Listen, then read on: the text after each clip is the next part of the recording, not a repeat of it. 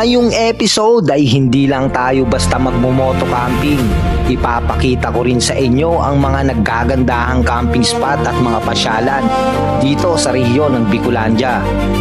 Mula sa iba't ibang uri ng bulkan, kabundukan, karagatan, hanggang sa mga nakakamanghang waterfalls, lilibutin natin yan. Wow, grabe, tubig, sobrang lamig. Hindi pa man din tayo naliligo, ramdam na natin kung gaano kalamig dito.